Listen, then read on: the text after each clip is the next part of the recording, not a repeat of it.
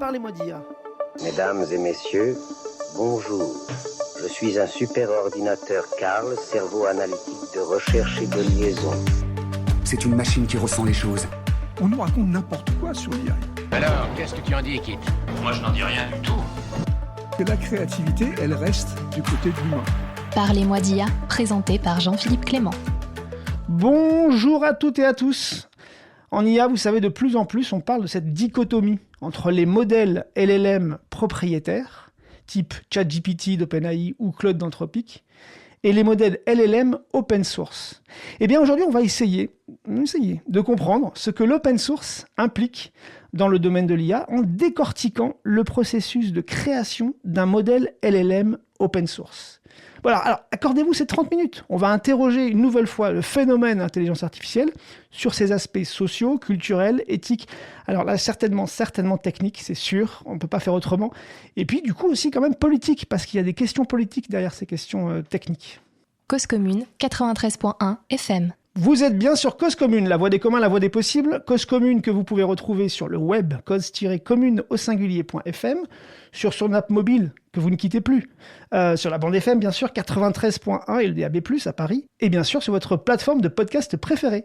Si cette émission vous plaît, vous savez désormais ce qu'il faut faire, parce que c'est important pour nous, c'est notre seule manière d'aller plus loin, c'est notre seule manière de nous faire découvrir.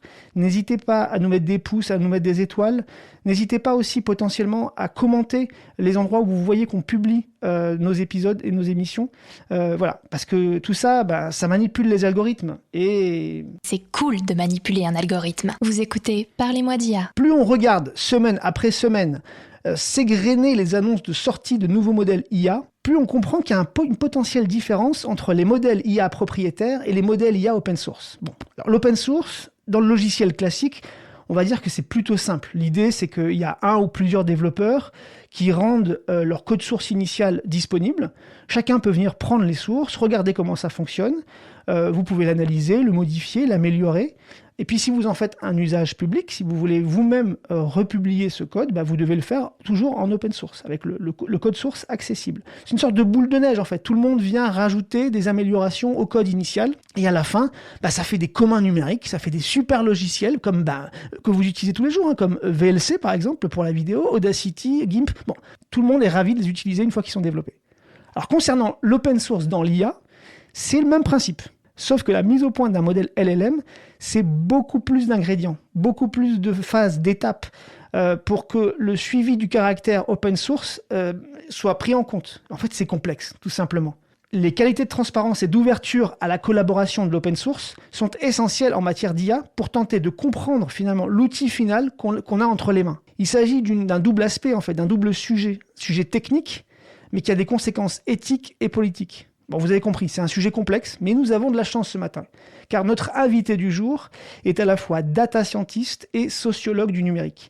Elle travaille pour une start-up française, Playas, qui s'est spécialisée dans l'IA open source. Et elle a bien voulu nous guider ce matin dans ce cheminement à la fois technique et politique au sens noble du terme, c'est-à-dire des activités qui concernent la cité, qui concernent les citoyens. Bonjour Irène Gérard. Bonjour.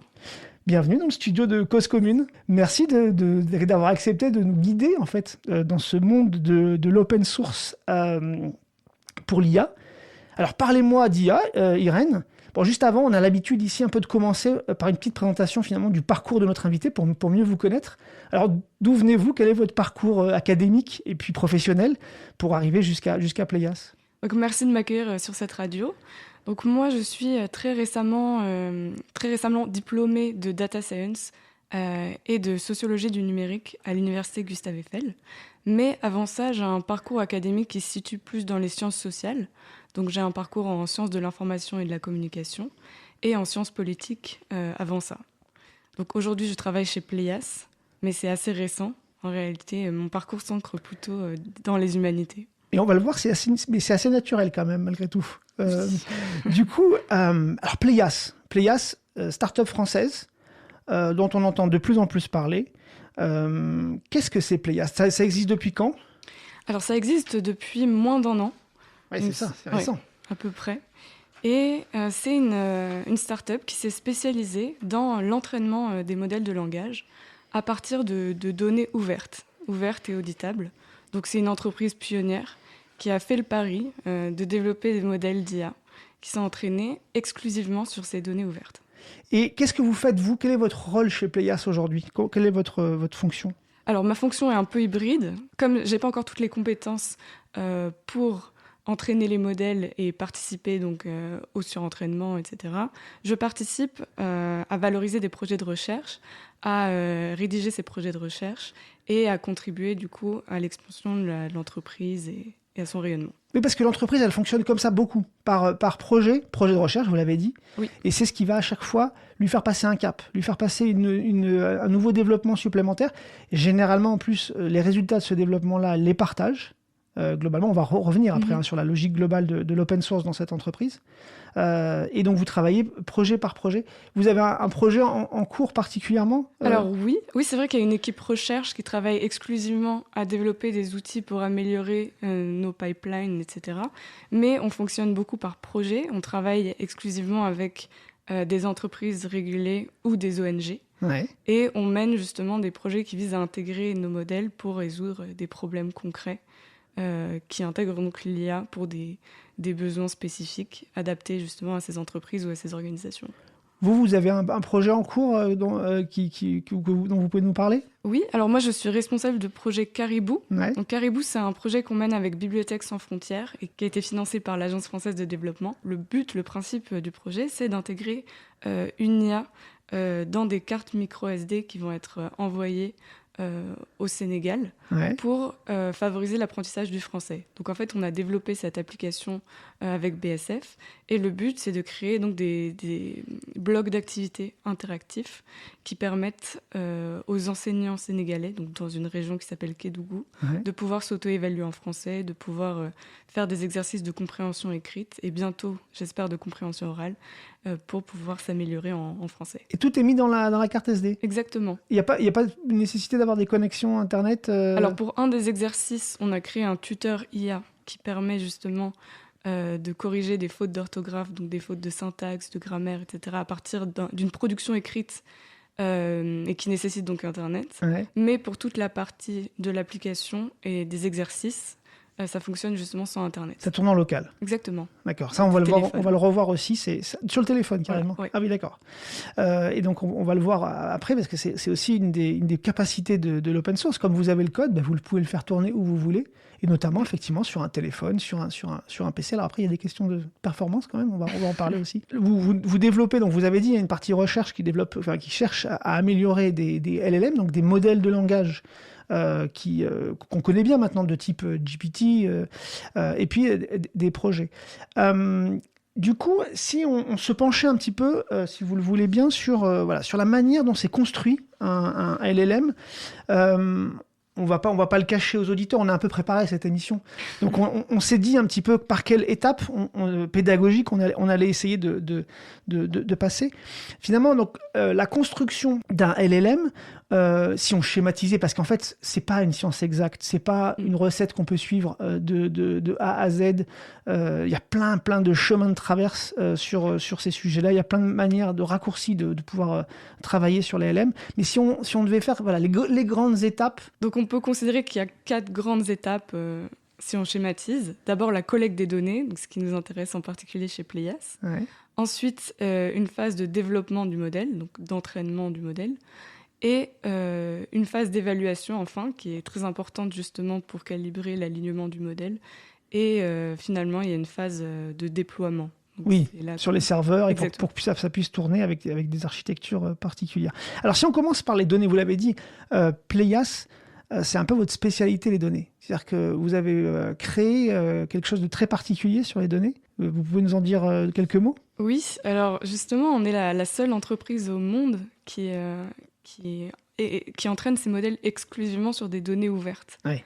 Donc ça a vraiment été en fait le cœur du travail au tout début de la création de l'entreprise, c'est-à-dire d'amasser, de collecter, d'assembler et de traiter ces données. L'objectif, c'est de répondre à la question de sur quoi le modèle a été entraîné, de le savoir d'entrée de jeu. Exactement. Et de faire des choses peut-être un peu... En fait, c'est une façon de se positionner dans le champ de l'intelligence artificielle face aux entreprises qui publient des modèles régulièrement, oui. En disant, en fait, il est absolument possible de créer des modèles qui sont entraînés sur des données permissives et qui ne sont pas soumises aux droits d'auteur et à d'autres types de protection, justement. Et en fait, aujourd'hui, on sait qu'il y a énormément de malhonnêteté intellectuelle ou de mensonges de la part des entreprises qui ne font pas du tout de transparence sur justement ces données d'entraînement, alors même qu'ils sont soumis à des lois qui imposent de faire cette transparence-là. Oui, et qui du coup, juridiquement, pourrait même être, si c'est prouvé, compliqué pour eux, puisque derrière, ça voudrait dire que voilà, ce qu'on a produit, finalement, s'appuie sur des choses qui sont copyrightées et du coup, qui n'appartiennent pas à ceux qui les ont produits, quoi. C'est exactement ça. En fait, aujourd'hui, il y a donc l'AI Act européen, donc la législation qu'on doit respecter, qui impose justement cette transparence-là, mais il y a une zone grise justement autour de l'application. Il y a 2 questions. Comment est-ce qu'on peut être sûr que cette loi est respectée ? Comment est-ce qu'on peut avoir les preuves que les entreprises respectent bien la loi ? Donc ça, c'est la question du contrôle. Et ensuite, comment est-ce qu'on pense du coup la sanction ? Comment est-ce que ça s'organise ? Parce que précisément, c'est très difficile. Il faut prouver, quoi. Voilà, exactement. C'est très difficile de faire la transparence. Et Pléias vous évacue cette question-là en disant maintenant, nous, notre corpus d'entraînement, il est ouvert, il est connu, il est publié d'ailleurs. On peut le retrouver, ce corpus, il est utilisable par qui veut. Il s'appelle comment ? Il s'appelle Common Corpus. Et qu'est-ce qu'il contient, du coup, Common Corpus ? Alors, en termes de mots, il en contient 500 milliards. Ah oui. Donc, c'est vraiment pharaonique. Et il a donc plusieurs langues, les principales langues européennes. Donc, surtout l'anglais, le français, l'italien, l'allemand, le néerlandais. Pour qu'on ait un peu une idée, quand même, faut comprendre que Wikipédia, dans toute la langue anglaise, c'est 5 milliards de mots. Et là, Common Corpus, à lui tout seul, il est à 500 milliards de mots. Oui. Donc il est 100 fois plus, si je calcule bien, 100 fois plus gros qu'un corpus Wikipédia, quoi. Oui. Et du coup, donc, vous disiez, il contient différents types de sources. Alors, c'est des sources très diversifiées, de thématiques très diverses. Très diversifiées, et en même temps, on était très contraints justement par l'obligation... La disponibilité, la disponibilité des données. Et en fait, ça représente quand même pas mal de choses, ce qu'on appelle l'open source, ou en tout cas l'open data. Il y a différents fragments de données, des gisements de données sous-exploités, qui dorment et il suffit d'aller les chercher, entre guillemets. Par exemple ? Par exemple, nous, on a amassé donc, des données d'entraînement du domaine légal et administratif, donc dans les différentes langues que j'ai citées. Donc ça va concerner par exemple les documents légaux des différentes institutions nationales, régionales, ou alors même des institutions internationales, comme par exemple les organisations mondiales. Ensuite, ça va être du coup la culture, l'open culture, on appelle ça l'open culture. Donc ça va être par exemple toutes les données qui sont collectées dans le but de la préservation du patrimoine. Donc on va retrouver par exemple les livres qui sont tombés dans le domaine public ou encore des corpus de journaux libres de droit. Donc ça va être souvent des choses très anciennes. Ça en fait d'ailleurs. Je crois que c'est la majorité du corpus, la open culture. Exactement, c'est la grande majorité. Et ensuite, on va avoir des corpus académiques. Donc là, ça va être quand même pas grand-chose relativement à tout ça. Relativement au contenu libre sur ce sujet-là. Oui, exactement. Donc là, on va avoir tout ce qui est base de données bibliométriques disponible. Donc nous, on va tabler surtout sur OpenAlex, qui est la plus grande au monde. Et par exemple, les thèses françaises pour le français. Et puis ensuite, le web text, ce qu'on appelle le web text. Donc c'est les commandes numériques qui sont issues du web. Donc là, ça va être par exemple des données du Common Crawl ou alors ce qu'on appelle les YouTube Commons, donc la transcription de vidéos YouTube libre de droit. Et enfin, le dernier pilier, c'est donc tout l'open source. Ce qu'on appelle l'open source, c'est donc là, dans ce cas-là, surtout l'open code. Et ça va être des données issues de discussions de la communauté scientifique qui fait de la programmation sur Internet, donc surtout GitHub. Et ce qu'on disait, les codes sources des fameux logiciels libres, en fait. Exactement. Et donc, du coup, avec tout ça, vous avez un corpus qui est clean, on va dire ça comme ça, qui est suffisant pour entraîner correctement un LLM. Et c'est la base de tous vos travaux derrière de production de LLM. Malgré tout, vous mettez en avant aussi des actions de mise en qualité des données. C'est-à-dire que ce corpus-là, malheureusement, il n'est pas complètement clean de base. Il faut quand même vérifier certaines choses. Qu'est-ce que vous mettez en qualité dans ces données-là ? Alors, justement, oui, le problème de la qualité des données, donc ça, c'est vraiment particulièrement vrai pour le corpus d'open culture, parce que ce sont des documents parfois anciens, des PDF, c'est vraiment... Diversifié. Ouais, exactement. Très diversifié, pas beaucoup de standardisation et surtout une océarisation, qui peut être parfois un peu... Donc la numérisation des documents, quoi. Si c'est des vieux bouquins qui ont été scannés, voilà. Le scan n'est pas forcément toujours de très bonne qualité. C'est ça. Et donc vous avez des outils, vous, pour remettre en qualité ces contenus? Oui, c'est ça. On a développé un outil qui s'appelle YOLO V8 et qui est une solution justement qui permet l'analyse de ces PDF. Bon, je le redis pas, mais cette solution-là est disponible en open source et réutilisable pour les autres. Donc c'est encore une fois quelque chose que vous mettez à la disposition des autres. Qu'est-ce qu'il y a d'autre comme mise en qualité de données? Ensuite, il y a tout ce qui est le nettoyage de toxicité. Ouais, c'est quoi ça, la toxicité? Alors justement, la toxicité, c'est une valeur un peu flottante parce qu'elle est évidemment très ancrée dans le temps et dans l'espace. Ouais. Mais on peut dire qu'il y a des contenus qui sont indésirables de façon un petit peu universelle. Ouais. Et en fait, la curation de la toxicité, ça passe justement par des outils de filtrage qui vont enlever tout ce qui est par exemple de la violence raciste, sexiste, de la violence au niveau des personnes handicapées, ou alors juste de la violence verbale. Pareil, un outil qui est disponible pour tout le monde. Si vous voulez détecter et mettre en bonne disposition un texte au niveau de sa toxicité, on peut retrouver un logiciel qui le fait. Oui. Vous le faites aussi avec la vie privée, vous anonymisez potentiellement les données. Et puis, il y a aussi un autre élément qui va améliorer, alors ce dont on va parler juste après, qui va améliorer la capacité de votre LLM à faire un RAG, donc un outil qui va permettre d'interroger des documents. Qu'est-ce que c'est cet outil qui met en qualité Alors en fait, ça c'est une technique d'entraînement de nos modèles, donc Pléiades Pico. Ouais. Donc c'est un modèle de 350 millions de paramètres. Il a été entraîné spécifiquement pour répondre à des tâches de RAG, Retrieval Augmented Generation, pardon pour l'accent. Ouais. Mais donc ça va être la génération augmentée par récupération. Donc en fait, c'est des tâches qui consistent à utiliser un modèle pour interroger une base de données et pour générer des réponses qui s'appuient sur des citations précises qui seront ensuite récupérées par le modèle et présentées avec la réponse du modèle. On donne au modèle un corpus de documents et le modèle est entraîné pour savoir aller chercher dans ces documents-là les réponses à ce que vous... Et donc derrière, vous avez une belle composition de données qui va servir à l'entraînement. Donc ça c'est tout le travail sur les données. Mais il y a encore un dernier travail de préparation des données avant l'entraînement du modèle. Oui, alors justement c'est la phase de conversion du texte en sous-unité de texte, donc ce qu'on appelle des tokens. Ouais. Donc ça va être justement un encoding qui va permettre de segmenter les mots pour pouvoir avoir justement un corpus de tokens. Et ensuite, ces tokens-là, ils sont convertibles en embeddings, donc c'est une représentation vectorielle qui sera ensuite traitée par le modèle.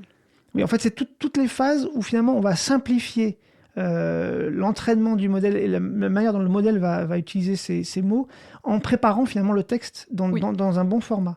Et d'ailleurs, encore une fois, je crois que vous avez des outils qui permettent d'optimiser, et que vous, encore une fois, que vous publiez en open source, qui permettent d'optimiser cette préparation des données et ce découpage, cette fragmentation des données. Voilà, on a publié ce qu'on appelle un tokenizer. C'est justement l'outil qui permet de faire cette fragmentation et qui est multilingue, parce que c'est aussi un enjeu du coup. Bien sûr.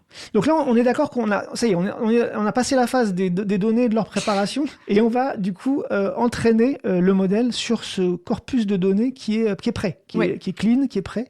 Ça passe par quelle étape du coup cet entraînement? Donc là, c'est une étape de pré-entraînement justement. Ouais. Donc ça va reposer sur des architectures neuronales différentes. Ouais. Celle qui est la plus utilisée, celle qu'on utilise dans le cadre de notre travail, c'est les transformers. Ouais. Et donc là, l'objectif, ça va être d'appliquer un modèle autorégressif, donc ce qu'on appelle les GPT, pour prédire chaque token à partir du token précédent.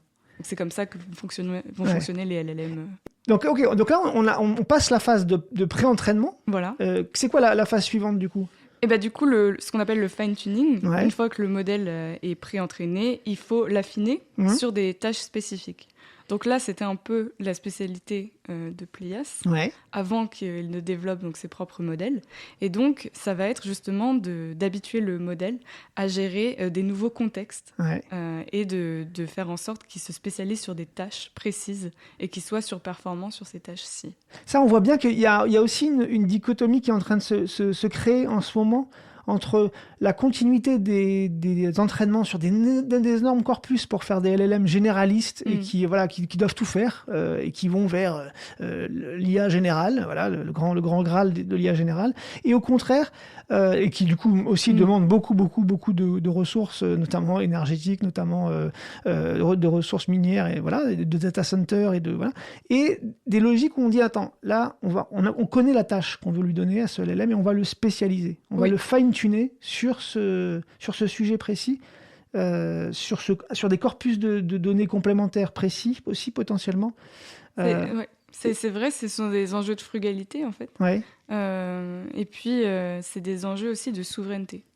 Parce que quand on nous demande un énorme un modèle géant de résoudre certaines tâches, c'est vrai qu'ils sont extrêmement performants en fait sur vraiment une énorme boîte à outils. Ça peut vraiment résoudre des problèmes assez divers, que ce soit au niveau du code ou alors dans la rédaction de n'importe quelle production. C'est aussi un autre modèle en fait que de dire finalement c'est mieux d'utiliser des tout petits modèles spécialisés qui peuvent tourner en local, qui peuvent résoudre des tâches qui correspondent à mes besoins spécifiques. Et c'est votre spécialité chez Playas dans ce cas-là. Et après, il y a la dernière phase, dans la partie entraînement qui concerne... alors, c'est un peu à cheval aussi parfois, mais tout ce qui est l'alignement, l'évaluation, l'amélioration, c'est un peu à cheval entre l'entraînement et l'évaluation et l'amélioration. Oui. Ça, c'est des phases qui servent à quoi ? Alors justement, ça sert à ce que le modèle soit aligné sur les valeurs humaines. C'est encore assez large, mais ça va être, par exemple, de contrôler les sorties du modèle, en faisant passer à travers tout un tas de tests ou des benchmarks, ce qu'on appelle des benchmarks, et qui permettent justement d'évaluer si le modèle peut porter atteinte ou heurter sensibilité ou simplement se mettre à avoir des comportements absolument indésirables. On lui pose des questions, on vérifie ce qu'il raconte, s'il n'est pas en train de potentiellement partir en cacahuète. Oui, ça peut être ça. Mais il existe vraiment énormément de types d'évaluations différentes. Mais en général... Et c'est là que finalement, c'est le cœur de l'innovation de chacun des personnes qui font du LLM est là aussi. C'est-à-dire que chacun a sa petite recette, chacun a sa petite façon de voir les choses pour améliorer, pour faire des choses plus précises. Et c'est là où il y a un vrai savoir-faire aussi du coup de Playas sur ce sujet. Oui, mais en fait, c'est vrai que la question de l'évaluation est très difficile à résoudre parce que, comme vous l'avez mentionné, il y a plusieurs types d'évaluations. Et en fait, tous les modèles qui sont publiés ne passent pas forcément à travers les mêmes cadres d'évaluation, n'ont pas les mêmes scans qui permettent justement d'avoir une évaluation standard. Donc en fait, on a aussi ce problème-là de modèles qui sont publiés, qui ont des notes excellentes dans plein de benchmarks, mais dont on ne peut pas vraiment évaluer les compétences réelles, parce que justement, l'évaluation est soit trop large, soit trop appliquée à certaines tâches. Trop conceptuelle. Voilà. Et en fait, ça pose des vrais problèmes derrière. Bon, écoutez, on va pas parler du déploiement et de la maintenance. Peut-être juste se dire quand même que dans cette quatrième phase qu'on va pas forcément aborder dans le détail, il faut prendre en compte le fait que potentiellement un corpus de données peut se mettre à jour. Et donc du coup, faut dans l'architecture, il faut savoir mettre à jour un corpus de données. Et puis peut-être aussi avoir en tête quand même que dans son fonctionnement général, le LLM ne doit pas trop essayer d'optimiser la consommation de ressources. C'est possible.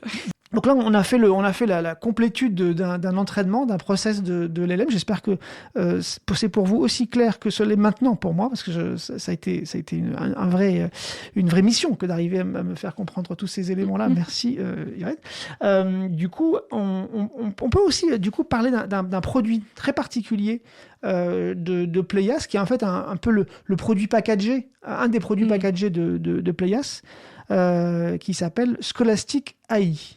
Qu'est-ce que c'est Scholastic AI ? Qu'est-ce que c'est ? Alors, Scholastic AI, c'est une application qui permet de naviguer intelligemment dans des sources académiques. C'est en fait un assistant qui est propulsé par un RAG et qui est déployable localement, donc sur PC ou sur Mac. Donc vous avez bien entendu, hein. C'est-à-dire que Playas met à votre disposition un logiciel que vous pouvez déployé sur un ordinateur. Il faut que l'ordinateur il soit pas trop vieux non plus, hein, un petit peu de puissance quand même. Mais c'est pas non plus forcément un foudre de guerre l'ordinateur, parce que le modèle en question, c'est plutôt un Pico, c'est plutôt un petit modèle, donc ça peut tourner. Et vous installez ça sur votre machine, et du coup, comment vous l'utilisez après derrière? Vous lui donnez des documents à analyser? Comment ça se passe? Justement, c'est un assistant qui a un mode en ligne et un mode hors ligne. Oui. Donc le mode en ligne, c'est donc l'assistant qu'on peut utiliser pour interroger une base de données académique, bibliométrique, qui est donc OpenAlex. La fameuse. En fait, l'application intègre une API justement vers cette base de données et on peut donc interagir avec elle. Donc ça va être de poser une question et d'obtenir une réponse qui sera une réponse transversale parce que du coup elle aurait été alimentée avec cette base de données. Voilà. Et une réponse qui sera augmentée et qui intégrera les citations directes de documents qui sont présents dans cette base de données. Comme on connaît les sources, on peut les citer et on peut les donner en réponse. Effectivement. Donc c'est ça. Ce sera non seulement donc le document sera cité donc en tant que donc l'article sera cité, mais on pourra aussi voir le chunk exact, donc le paragraphe exact auquel se réfère le modèle pour proposer la réponse. Et en mode hors ligne, ça donne quoi du coup? Et en mode hors ligne, en fait, c'est donc la même, c'est la même idée, c'est le même traitement. Mm-hmm. Et en fait, ce sera possible pour les utilisateurs de traiter de cette manière-là les documents qui sont hébergés en local sur vos propres documents en fait. Vous utilisez l'interface et la puissance du LLM pour interroger vos propres documents. C'est ça. En fait, ça répond à la même problématique de la découverte du savoir.